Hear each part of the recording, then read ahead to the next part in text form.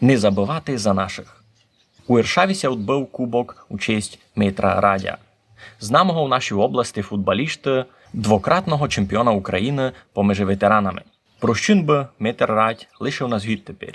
Дорогий чоловік, син, отець, дідо, добрий цимбурай порадник, а мені батечко.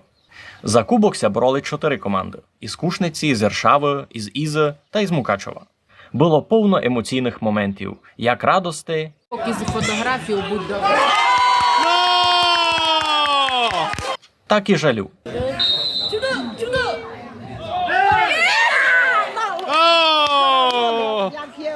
Кубок пак здобула команда Карпати з Мукачева.